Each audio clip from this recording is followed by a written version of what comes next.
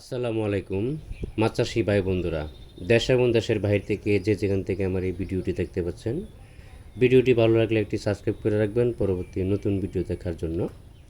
আজকে আমি আলোচনা করব তারাবাইং মাছের পোনা সম্পর্কে। এই মাছের পোনাগুলো আপনারা চাষ করার সময় কোনো খাবার লাগবে না, খাবার ছাড়াই এই মাছগুলো সহজভাবে চাষ করা যায়। এই মাছগুলো সবসময় নিচে কাদার ভিতরে থাকে। প্রাকৃতিক খাবার খেয়ে মাছগুলো দ্রুত বড় হয়। পানির উপরে যে মাছগুলো থাকে, অর্থাৎ নিচের মাছগুলো হলো যেমন ট্যাংরা, গুলশা, মাগুর, শিং, তারাবাইম, এই মাছগুলো সবসময় নিচে থাকে।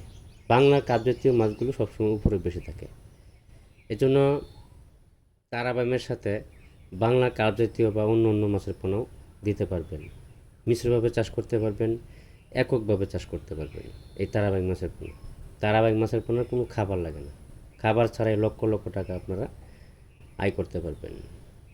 মাছের পোনা সংগ্রহ করার সময় একটু ফার্স্ট গ্রেডিংয়ের যে মাছের পোনাগুলো আছে, এই মাছের পোনাগুলো সংগ্রহ করবেন। অর্থাৎ বড় ব্রড মাছ থেকে উৎপাদিত যে পোনাগুলো আছে, এই মাছের পোনাগুলো সংগ্রহ করার চেষ্টা করবেন। তাহলে আপনার মাছগুলো কালচারের সময় আকারে বড় হবে, দ্রুত বড় হবে। এই মাছগুলো বাজারে খুবই চাহিদা, ভালো দামে বিক্রি করা যায়। মাছগুলো আপনার বাজারে যদি সাইজ একটু বড় হয়, 1000 টাকা 1200 টাকা কেজি পর্যন্ত বিক্রি করা যায়। 800, 1000, 1200 কেজিতে 1000-1200 টাকা পর্যন্ত বিক্রি করা যায়। আপনারা বিনা খরচে এই মাছের পোনাগুলো চাষ করতে পারেন।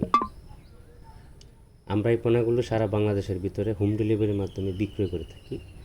আপনি চাইলে আমাদের হ্যাচারিতে এসে হ্যাচারি পরিদর্শন করে দু চারটা হ্যাচারি ঘুরে মাছের পোনা সংগ্রহ করতে পারবেন। অবশ্যই প্রতারকের কাছ থেকে সাবধান থাকবেন, কেননা প্রতারকের চত্বরে পড়ে অনেকেই বায়না দিয়ে পরে মাছ পায় না, বায়না নিয়ে এসে মাছ দেয় না, যদিও দেয় মাছ ছোটো বড়ো দিয়ে দেয়।